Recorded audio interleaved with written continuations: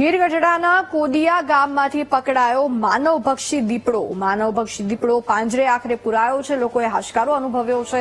ગઈકાલે દીપડાએ વાઘાભાઈ વાઘેલા નામના વ્યક્તિ ઉપર હુમલો કર્યો હતો. દીપડાના હુમલાથી વાઘાભાઈ વાઘેલાનું મૃત્યુ થયું હતું. દીપડાએ અન્ય વ્યક્તિને પણ ઈજા પહોંચાડી હતી.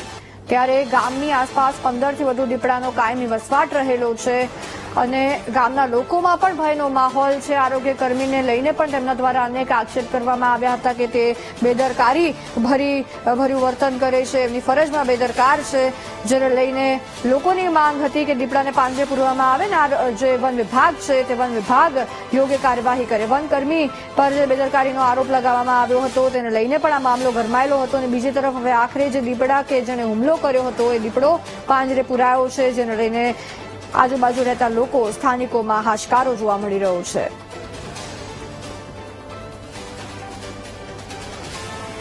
બે લોકો પર દીપડા દ્વારા હુમલો કરવામાં આવ્યો હતો. એમાંથી એકનું મોત થયું હતું, બીજા ઇજાગ્રસ્ત થયા હતા અને આખરે એ દીપડો પાંજરે પુરાઈ ગયો છે. સંવાદદાતા રાકેશ આપણી સાથે ફોન લાઈન પર જોડાયા છે. રાકેશ, માનવભક્ષી દીપડો આખરે પાંજરે પુરાયો, હવે ગામ લોકો શું કહી રહ્યા છે?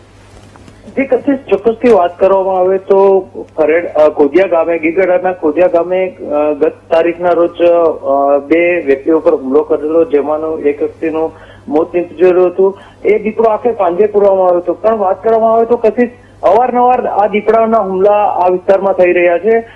આજ રોજ બી આવેદન આપવામાં આવ્યું છે આ બાબતને લઈને કે માનવભક્ષી દીપડાઓ અવારનવાર હુમલા કરે છે અને થોડા દિવસો અગાઉ એક વૃદ્ધાનું પણ મોત નીપજ્યું હતું ફરડા ગામે. આભાર રાકેશ સમગ્ર વિગતો બદલ.